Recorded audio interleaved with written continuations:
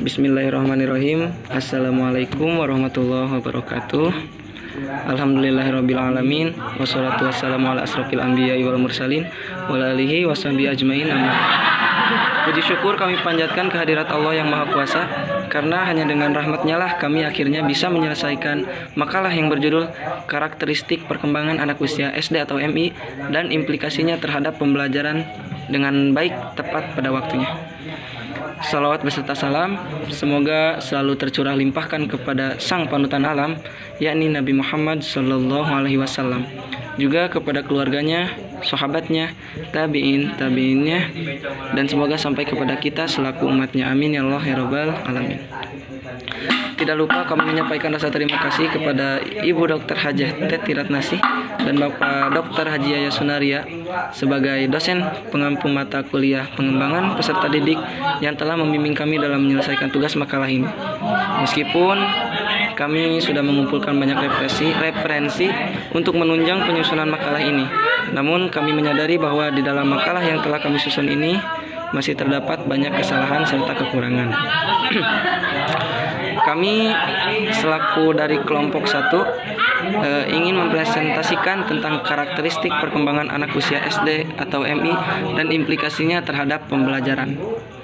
Saya di sini bersama ketiga rekan saya, yaitu Saudara Rizky Khairi Raihan, Saudara Ruli Syaiful Azhar, dan Saudari Rodiatul Alawiyah. Alhamdulillah di kesempatan kali ini kita semua bisa bertatap muka dalam keadaan sehat walafiat. Langsung saja kita masuk ke dalam materi presentasi yang akan disampaikan oleh rekan dan rekanita saya. Di sini saya akan menjelaskan tentang apa itu karakter. Jadi, karakter menurut Dediknas adalah bawaan atau yang sudah ada dari awal, tidak spontanitas, seperti jiwa, kepribadian, budi pekerti, perilaku personalitas, sifat atau tabiat. Jadi, perbuatan apapun itu yang sudah jadi bawaannya dari awal, itu yang disebut dengan karakter. Sedangkan untuk karakter tersendiri berasal dari kata Yunani, memiliki arti to mark atau menandai dan memfokuskan bagaimana mengaplikasikan nilai kebaikan dalam bentuk tindakan atau tingkah laku, sehingga orang yang tidak jujur, kejam, rakus, dan perilakunya jelek dikatakan dengan berkarakter jelek. Sebaliknya, orang yang berkelakuan baik, memiliki bawaan hati yang ramah, memiliki jiwa yang tenang, dia disebut dengan orang yang berkarakter baik. Mungkin untuk singkatnya tentang karakter hanya begitu, dan pengertian lainnya akan disampaikan oleh kawan saya. Oke, baik. Terima kasih kepada moderator yang telah memberikan saya waktu untuk menerangkan materi ini. Baik, saya akan menerangkan tentang pengertian karakter menurut para ahli. Di sini kami membawa pendapat dari 3 ahli. Yang pertama adalah pendapat dari Chaplin. Dia berpendapat bahwa karakteristik itu adalah suatu sifat yang khas yang melekat pada seseorang atau suatu objek. Jadi sifat yang khas yang ada dalam seseorang itulah karakteristik, itulah karakter. Seperti orang ini khasnya itu dia rajin, sifatnya dia itu pemalas, sifatnya dia itu pejuang. Nah, itu adalah suatu karakter, suatu sifat yang melekat sehingga menjadi ciri khas seseorang tersebut gitu ya. Atau juga menurut Chaplin ini bahwa karakteristik itu sesuatu sifat yang melekat pada suatu objek.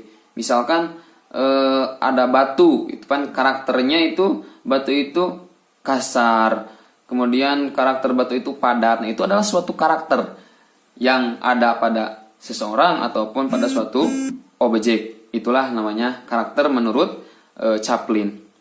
Kemudian yang kedua, ada juga pengertian karakter menurut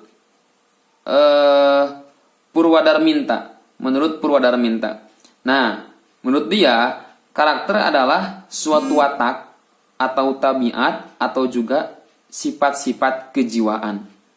Nah, jadi ini masih berkesinambungan dengan pendapat menurut Chaplin, cuma ada tambahan yaitu tabiat atau sifat-sifat kejiwaan. Jadi tabiat itu kan berasal dari bahasa Arab ya. Tabiat itu adalah suatu kebiasaan dia yang dilakukan secara berulang-ulang kali. Itulah namanya tabiat. Jadi seseorang melakukan sesuatu kemudian berulang-ulang, itulah yang disebut karakter dia. Misalkan dia selalu bangun pagi setiap hari, sarapan dengan teratur, makan dengan teratur, kemudian dalam segala hal pokoknya ya, dalam segala hal. Nah, itu adalah namanya karakteristik, sesuatu tabiat atau watak gitu ya, watak, tabiat atau sifat-sifat kejiwaan. Dia jiwanya itu sabar, dia jiwanya itu pejuang yang tangguh. Nah, itulah yang disebut dengan karakteristik menurut Purwadarminta. Kemudian yang ketiga itu adalah menurut Insinyur Pejawiatna. Nah, menurut Insinyur Pejawiatna mengemukakan karakter adalah watak atau seluruh aku yang ternyata dalam tindakannya atau insani. Nah, ini ada yang menarik dalam pengertian menurut Insinyur Pejawiatna ini, yaitu seluruh aku. Itu maksudnya apa seluruh aku? Nah, yang artinya seluruh aku itu seluruh sesuatu, segala aspek yang ada dalam diri aku, maksudnya dalam diri saya, itu adalah namanya karakteristik. Dan dapat disimpulkan bahwa karakteristik itu sesuatu atau segala aspek sifat-sifat yang melekat pada jiwa seseorang. Nah, itulah yang disebut dengan karakteristik menurut Insinyur Pejawiatna. Nah, dengan beberapa pengertian tersebut, itu dapat disimpulkan bahwa karakteristik siswa itu adalah merupakan semua watak yang nyata dan timbul dalam suatu tindakan siswa. Nah, gitunya. Dalam kehidupannya setiap saat. Sehingga dengan demikian, karena watak dan perbuatan manusia yang tidak akan lepas dari kodrat atau sifat, serta bentuk yang berbeda-beda, maka tidak heran jika bentuk dan karakter siswa juga berbeda-beda. Jadi kan pasti setiap siswa itu ada yang belajarnya ingin seperti ini, ada yang belajarnya ingin seperti itu. Itu didorong dari karakteristik mereka yang berbeda-beda, karena tidak mungkin semua orang itu karakternya sama. Ya. Dan jikalau ada kesamaan pun pasti ada titik perbedaannya ya. Ada titik perbedaannya seperti itu. Jadi tidak heranlah jika karakteristik itu berbeda-beda. Kemudian bentuk-bentuk karakteristik anak usia SD. Nah, karakteristik anak usia SD itu yang pertama senang bermain. Nah, ini adalah emang di usia mereka itu bermain adalah suatu hal yang sangat menyenangkan. Makanya dalam pembelajarannya pun seorang guru SD itu harus mengerti dengan keadaan siswa SD atau MI, karena pada masa mereka itu jangan terlalu fokus pada materi sehingga membuat mereka menjadi terlalu berpikir serius gitu, terlalu berpikir sehingga menjadi bosan belajarnya. Jadi dalam pembelajarannya itu harus ada segi permainannya. Jadi istilahnya kalau itu sersan gitu ya, serius tapi santai, itulah metode pembelajaran anak SD atau MI, karena masa-masa mereka itu ya seperti itulah karakteristik anak usia SD atau MI. Nah, jadi karakter ini menuntut guru SD untuk melaksanakan kegiatan pendidikan yang bermuatan permainan lebih-lebih untuk kelas rendah. Ya, jadi diusahakan bermain itu belajar itu sambil bermain gitu ya. Nah, terutama untuk kelas yang masih sangat rendah sekali gitu, seperti kelas 1, kelas 2 SD gitu ya. Nah, guru SD segianya merancang model pembelajaran yang memungkinkan adanya unsur permainan di dalamnya. Seperti apa saja? Ya dengan bernyanyi lah atau dengan apa saja, yang penting membuat anak itu senang dengan pembelajarannya gitu ya. Nah, kemudian guru hendaknya mengembangkan model pengajaran yang serius tapi santai. Penyusunan jadwal pelajaran hendaknya diselang-seling antara mata pelajaran serius seperti IPA, matematika dengan pelajaran yang mengandung unsur permainan seperti pendidikan jasmani atau seni budaya dan keterampilan. Jadi diusahakan gitu ya, setiap harinya itu menggabung, mengkolaborasikan antara pelajaran yang serius dan juga pelajaran yang ada permainannya gitu ya.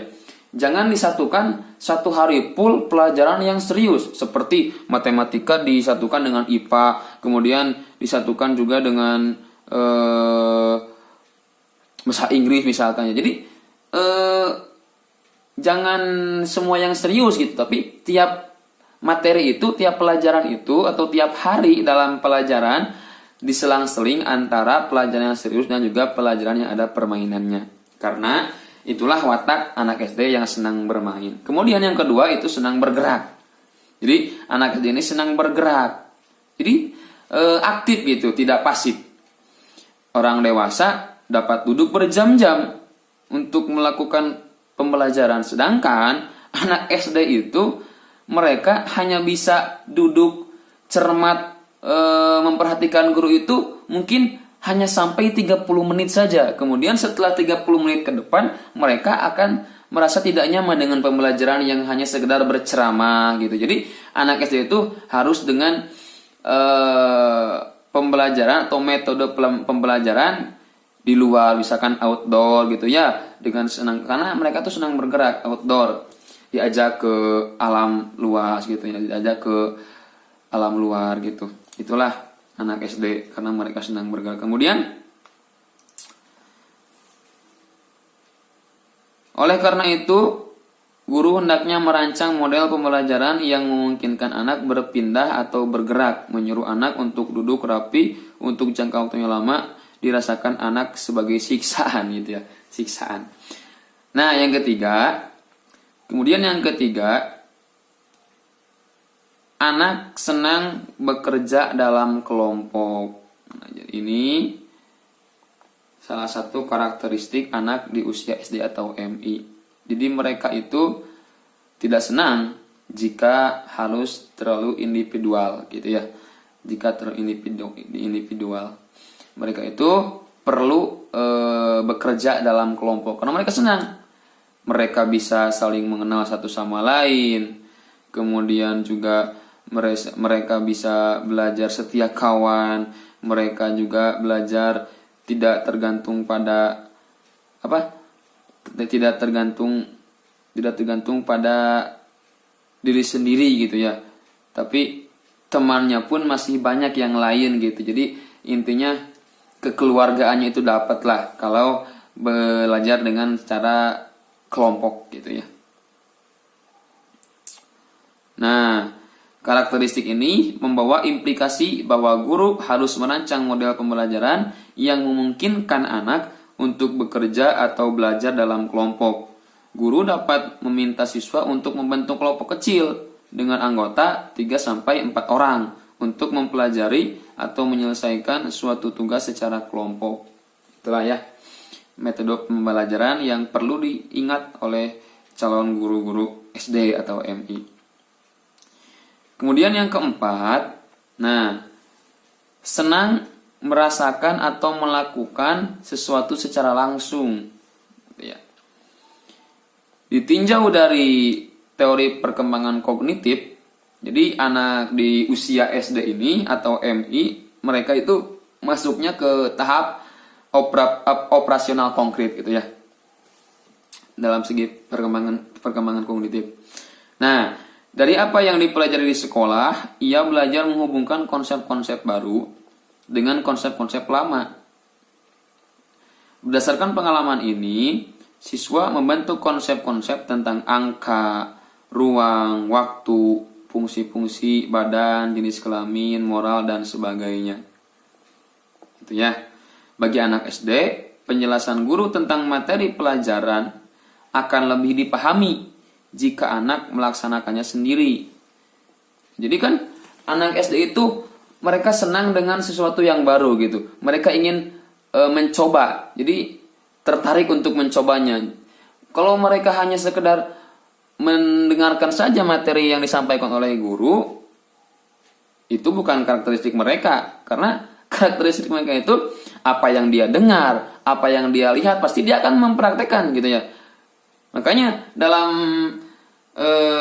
pendidikan karakter juga itu harus dikedepankan oleh orang tua. Misalkan jika anak sedang menonton kartun gitu ya, Superman atau apa saja kartun gitu, harus dalam pemantauan orang tua. Takutnya kalau nanti tidak dalam pemantauan orang tua, mereka akan mencoba apa yang dilakukan oleh kartun-kartun tersebut. Misalkan Superman itu bisa terbang ya, bisa terbang di angkasa. Kan itu hanyalah sebagai itu bukan di dunia nyata gitu, itu hanya sekedar kartun. Tapi kan yang namanya anak, mereka senang mencoba. Takutnya mereka itu terbang, terjun dari dataran tinggi misalkan mata. Nah, makanya harus ada dalam pemantauan orang tua. Takutnya seperti itu. Nah, kemudian kita sambungkan ke sekolah. Ketika anak SD itu mendengarkan pelajaran, mereka akan tertarik untuk langsung mencobanya karena karakteristik mereka itu senang merasakan atau melakukan sesuatu secara langsung. Itu ya. Nah, sama halnya dengan memberi contoh bagi orang dewasa. Dengan demikian, guru hendaknya merancang model pembelajaran yang memungkinkan anak terlibat langsung dalam proses pembelajaran. Sebagai contoh, anak akan lebih memahami tentang sholat jika langsung dengan prakteknya, ya seperti itu ya. Ya seperti itu. Jadi misalkan yang pertama itu guru fikih itu menerangkan tentang tata cara sholat. Anak-anak ini tata cara sholat ini seperti ini, seperti ini. Kemudian guru tersebut langsung mengajak anaknya untuk mempraktekkan sholat tersebut. Jadi mereka akan senang karena mereka langsung mencobanya. Baik, kemudian materi selanjutnya akan dipaparkan oleh rekan saya, Saudari Rodiatul Alawiyah. Dipersilahkan. Ya, kemudian yang ketiga ada pertumbuhan atau perkembangan anak di usia SD atau MI. Menurut Carnegie Corporation of New York 1996, bahwa anak-anak yang memasuki kelas 1 berada dalam periode transisi atau peralihan dari pertumbuhan pada masa anak-anak awal ke tahap perkembangan yang lebih bertahap.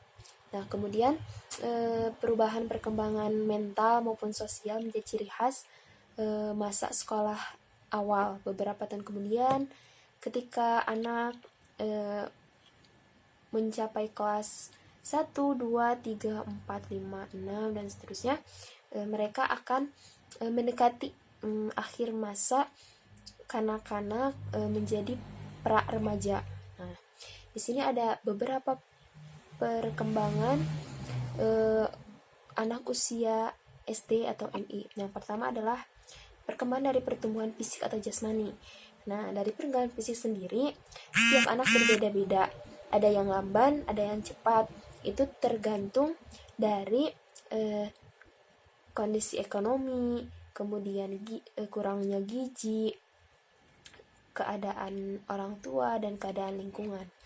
Nah, di sini banyak anak yang kekurangan gizi karena ekonomi yang kurang cukup, ekonomi yang kurang mencukupi. Nah, faktor menjadi anak lamban dalam perkembangan pertumbuhan fisik atau jasmaninya. Kemudian ada anak yang cukup akan gizi, akan nutrisinya, itu sangat cepat pertumbuhan fisik dan jasmaninya. Kemudian olahraga. Nah, olahraga itu perlu dibutuhkan, sangat dibutuhkan, karena olahraga membuat imun menjadi lebih baik, menjadi sehat. Apalagi kebanyakan ada yang gemuk pun karena akibat makanan ataupun karena makanan yang tidak baik karena gizinya yang tidak baik, sehingga membuat anak menjadi gemuk, dan gemuknya itu menjadi yang tidak sehat. Nah, maka dari itu orang tua pun harus selalu memperhatikannya agar anaknya olahraga. Kemudian orang tua itu harus memperhatikan tentang kesehatan anak-anaknya, baik itu yang lebih penting dari mata, kemudian gigi yang membuat anak sering sakit gigi karena akibat kebanyakan makan coklat ataupun permen dan sebagainya yang manis-manis. Kemudian mata. Nah, apalagi sekarang sudah anak-anak usia SD, MI, bahkan anak-anak kecil yang masih rentan itu sudah mengetahui akan gadget, sudah sering mempergunakan gadget, games, kemudian menonton video dan lain sebagainya.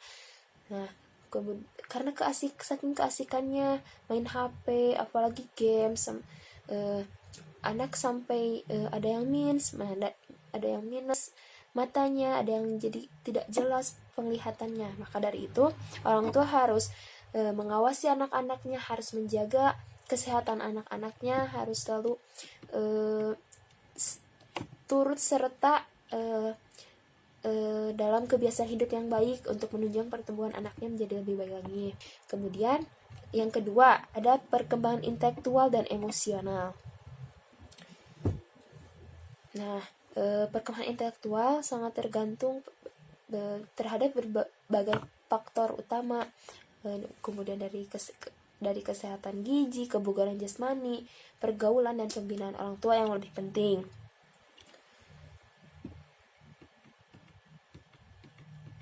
Nah, kemudian akibat terganggunya perkembangan intelektual, anak jadi kurang dapat berpikir operasional, tidak memiliki kemampuan mental, dan kurang aktif dalam bersosialisasi dengan temannya, dalam berkomunikasi dengan teman-temannya yang lain. Kemudian emosional satu sama lain itu karena adanya perbedaan jenis, usia, lingkungan, pergaulan, dan pembinaan dari orang tua maupun guru.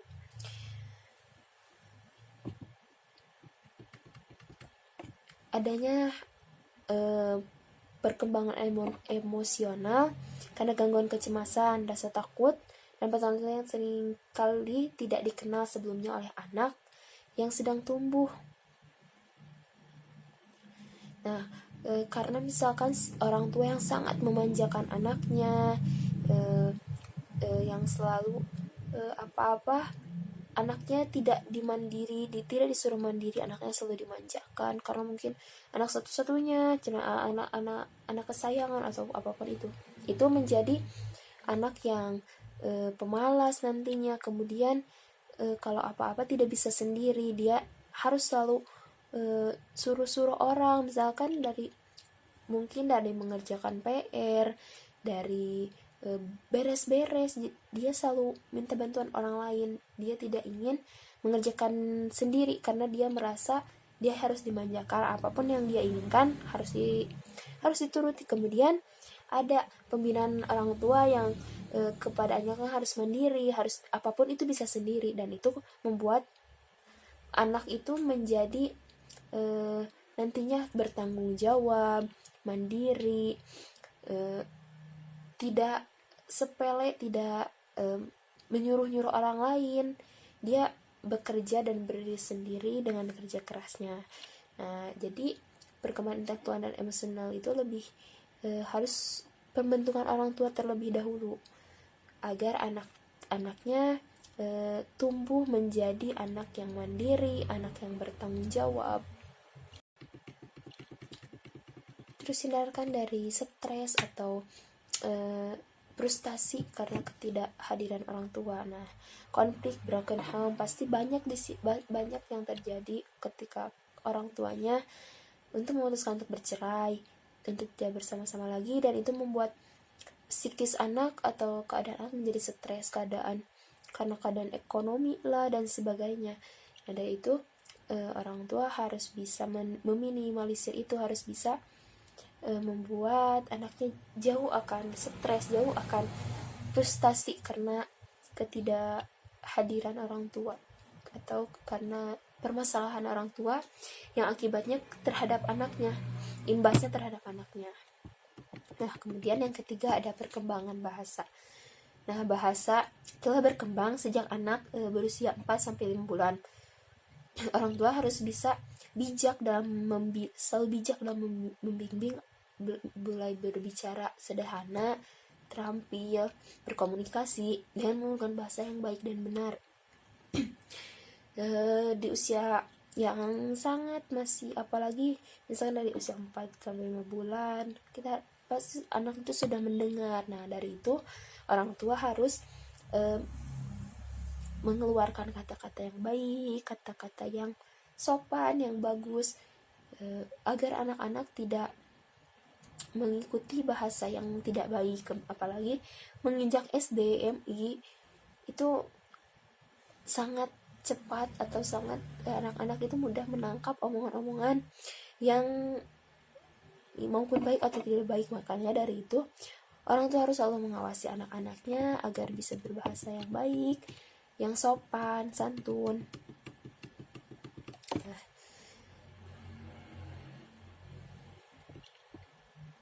Nah, kemudian berbicara, berlatih agar kita bisa motivasi untuk belajar dan berlatih dan pembinaan dari orang tua sangat perlu. Apalagi berbicara dengan baik dan benar nanti akan bisa digunakan untuk public speaking di hadapan orang banyak. Anak-anak harus bisa diajarkan dari mulai usia di SD atau di MI. Nah, kemudian dan keempat ada perkembangan moral, sosial, dan sikap. Nah, orang tua itu harus selalu memberikan bimbingan, mengajarkan anak-anak bergaul dengan lingkungan yang tepat, lingkungan yang membuat anak itu menjadi lebih baik lagi. Jangan sampai membiarkan anak berada di lingkungan yang tidak baik, tidak tepat.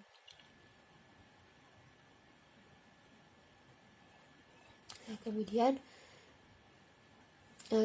orang tua harus memberikan apresiasi ketika anak melakukan suatu hal yang menurut anak itu hebat, tapi respon kita tidak baik, itu membuat anak akan merasa tersinggung atau ngerasa ntar moralnya akan merasa ternyata saya tidak dianggap atau saya tidak dibanggakan oleh orang tua. Jangan sampai seperti itu. Jadi anak harus apresiasi dengan hadiah-hadiah kecil, meskipun dengan ucapan selamat dan dengan hadiah kecil, kasih apapun itu ketika anak melakukan sesuatu yang menurut dia luar biasa. Ketika diberi apresiasi oleh orang tuanya, pasti dia sangat bahagia, sangat senang, sangat merasa bahwa dia itu emang hebat di mata orang tuanya. Dia hebat, apa yang telah ia lakukan itu ternyata itu sangat memotivasi dirinya untuk menjadi lebih baik lagi. Ketika dia mendapatkan ranking, orang tuanya memberikan hadiah, ucapan, jadi membuat anak itu menjadi motivasi lebih baik lagi, motivasi untuk bisa belajar lebih giat lagi.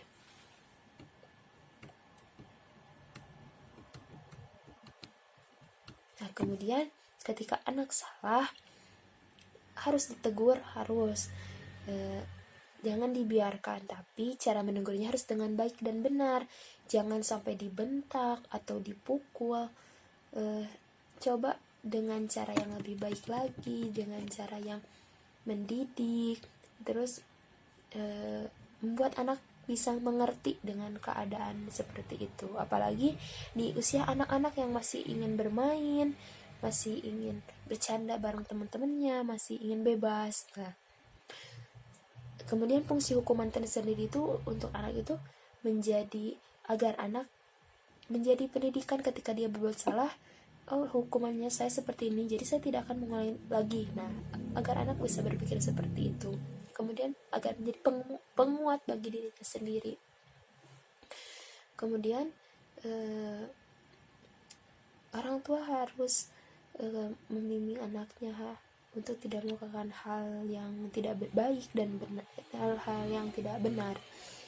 jangan dipukuli atau jangan dengan kekerasan, karena di usia yang seperti itu moral anak gampang goyah, gampang terkena ketika ada tekanan-tekanan dari orang tua. Nah, kemudian yang keempat adalah implikasi karakteristik anak dalam pembelajaran. Karakteristik sendiri udah dibahas tadi di awal, bahwa karakteristik itu seluruh ciri-ciri tingkah laku siswa yang memiliki kecerdasan, kecakapan, pengetahuan, sikap, minat, dan sebagainya. Nah, kemudian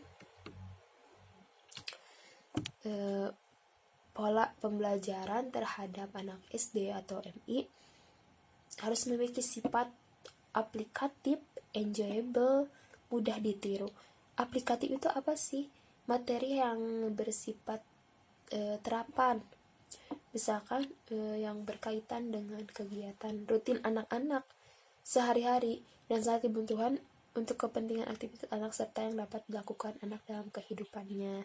Jadi bisa aplikatif itu sesuatu materi pembelajaran yang bersifat terapan, jadi bisa diterapkan dalam kehidupan sehari-harinya.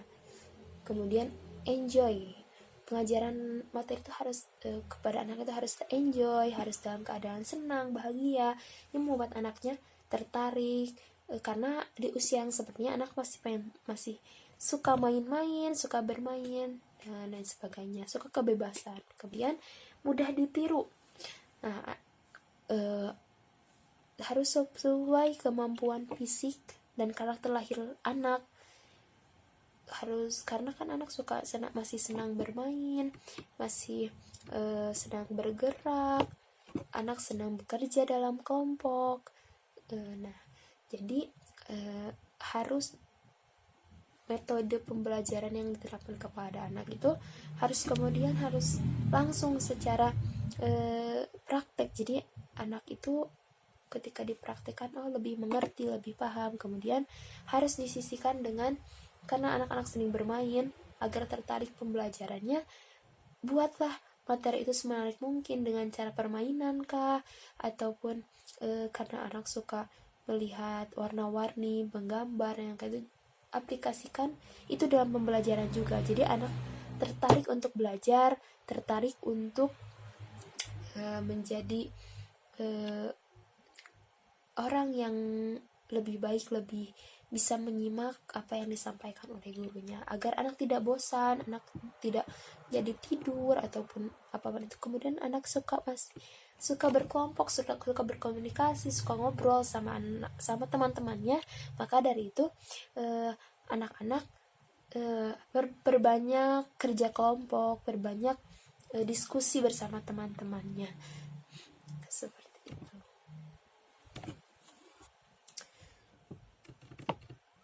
Senang melakukan segala sesuatu secara langsung, itulah anak-anak. Apapun yang ketika kita mengasih materi misalkan tentang sholat, maka dari itu harus langsung diterapkan, harus langsung dipraktekkan cara sholat seperti apa, cara wudhu seperti apa, agar anak bisa paham langsung dan anak bisa memahami, seperti ini pelajaran sholat yang baik dan benar, tidak hanya materi. Terkadang anak ada yang gampang lupa akan sebuah materi, maka dari itu anak lebih suka segala sesuatu yang langsung dipraktekkan, seperti itu. Terima kasih kepada rekan-rekan pemateri yang telah memaparkan materinya. Jadi kesimpulan yang dapat diambil, seorang guru harus dapat menerapkan metode pengajaran yang sesuai dengan keadaan siswanya. Maka sangat penting bagi seorang pendidik mengetahui karakteristik siswanya. Pemahaman terhadap karakteristik peserta didik dan tugas-tugas perkembangan anak SD dapat dijadikan titik awal untuk menentukan tujuan pendidikan di SD dan untuk menentukan waktu yang tepat dalam memberikan pendidikan sesuai dengan kebutuhan perkembangan anak itu sendiri. Secara ideal, dalam rangka pencapaian perkembangan dari siswa, sekolah dan guru seyogianya dapat menyediakan dan memenuhi berbagai kebutuhan siswanya dalam rangka pencapaian perkembangan diri siswa. seperti pemenuhan kebutuhan fisiologis, pemenuhan kebutuhan rasa aman, pemenuhan kebutuhan kasih sayang atau penerimaan, pemenuhan kebutuhan harga diri, pemenuhan kebutuhan aktualisasi diri. Demikian makalah yang dapat kami susun, semoga bisa menambah wawasan dan bermanfaat bagi penyusun pada khususnya dan bagi pembaca pada umumnya. Apabila ada saran atau kritik, silakan untuk disampaikan kepada kami demi tersusunnya makalah yang lebih baik lagi. Mohon maaf apabila ada kesalahan dalam penyampaian materi atau penulisan karena kami masih dalam tahap belajar. Kami cukupkan sekian. Wassalamualaikum warahmatullahi wabarakatuh.